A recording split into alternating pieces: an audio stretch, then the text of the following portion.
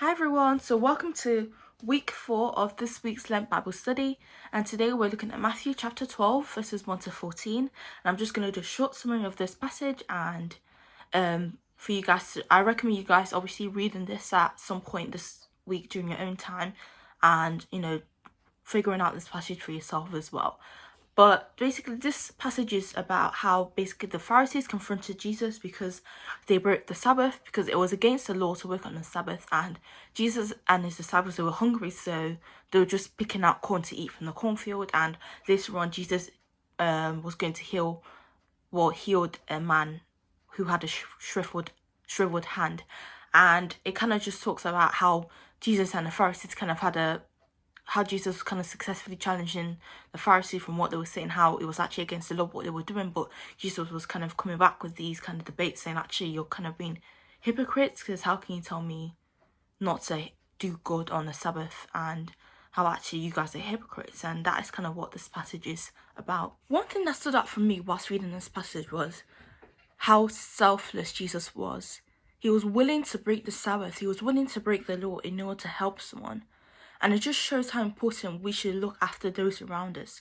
We should heal those around us, how important people are in our lives. And he was willing to help someone, and how we shouldn't be like the Pharisees. They were really selfish. They were only looking out for themselves and the laws. Actually, they weren't looking out for the people around them.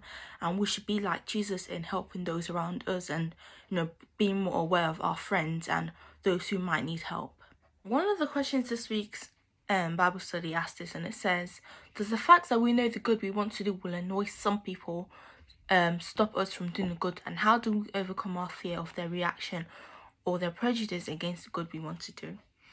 And I can totally relate to this question, because obviously when I was younger, I really was so scared about sharing my faith and sharing the gospel. I was like, oh no, I've got friends who are just atheists, they're totally opposed to my religion, and I'm like, how do I do that? Because I want to share that good. One of the good is sharing our faith and just showing God's love for us and how much it has impacted our lives, and we just want that for our friends as well and for other people around us. And I think for me, kind of overcoming that fear was just through prayer. Always praying for the people around you, praying for one another, praying for your friends, that actually they'll be able to open their hearts to God, and also kind of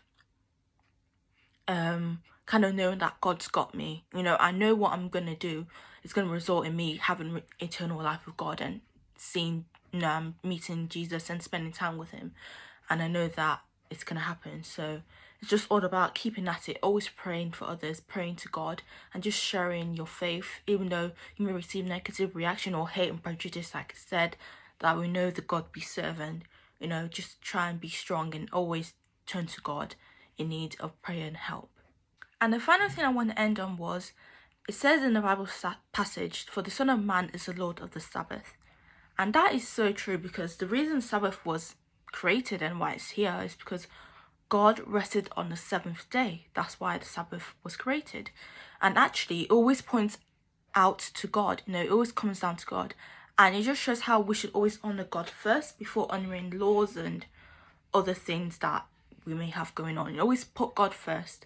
And I think that's what Jesus was truly trying to say when challenging the Pharisees, that actually God is the reason why the Sabbath was created, and we should always put God first. And I think it's just a great point for us to end on, that actually, God is the creator, God is the ultimate judge, God is the ultimate, reason why we are here, and we should always, honour him. And yeah, I'm just going to end it on this point, and I just pray that you all just have a blessed week, and I just pray that this video and this Bible passage speaks to you. And yeah, thank you.